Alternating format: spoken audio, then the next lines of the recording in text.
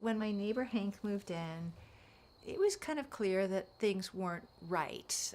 He didn't cut the lawn for 3 months, and it became a meadow. And and Tank here ran just ran the neighborhood, no collar, no tags. And he's a really nice guy, but just for the record, that when you see a 100-pound pit bull coming at you at full throttle and you don't know he's a really nice guy, yeah, you do a lot of reflecting. So he kind of terrorized the neighborhood a bit. And we tried to get to know our neighbor, but he was pretty reclusive and uneven. His depression made him so. But Tank ran away, and our neighbor shared with us that his dog was gone. And when we knew that this is a one-man dog and a one-dog man, and so my daughter Mary immediately went into high gear dog rescue mode and put posters up and would just say things like, "Mr. Hank, I am praying to the Lord every night that Tank would come home." And Hank was dubious. He was sure someone had stolen him to do harm to him. And really, pit bulls are often stolen for dog fights, and especially really passive ones become bait. So we were very concerned. A big pit bull is kind of a vulnerable dog in the hands of evil people, and so we were concerned. But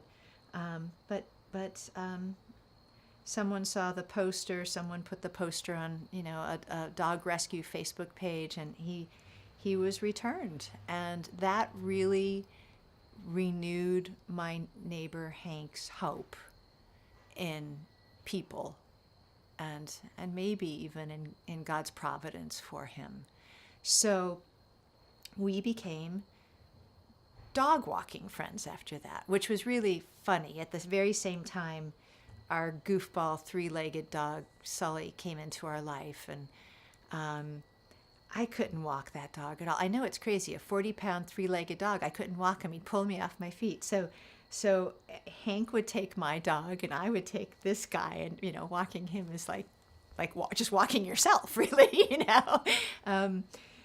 Our friendship began through this dog, and he's a very sensitive, smart dog, and I'm really glad that he was our bridge. And I'm really glad that moment that everything came to an end, I'm really glad that we were able to just say yes without much deliberation. And part of why we were able to do that was, even though we hadn't rehearsed this situation, Kent and I had rehearsed many other hospitality situations where you have to treat your home openly. So we had rehearsed, not with a dog, not with a meth lab, but we had rehearsed on many other opportunities to say yes before we were quite sure it was going to work out. We were just sure it was the right thing to do. We weren't sure it was going to work out. One of the things that happened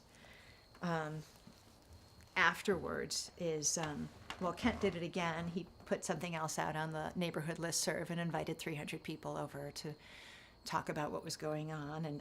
And he before we ate, he gave a short sermon, really. I think it was supposed to be a table blessing, but no hot dog has ever received this long of a table blessing.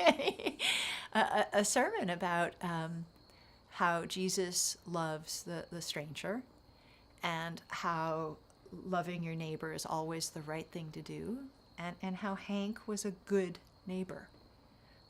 We didn't know about his addiction, but we certainly knew him well enough to know that he was a helpful friend in times of need, and we were going to stick with him.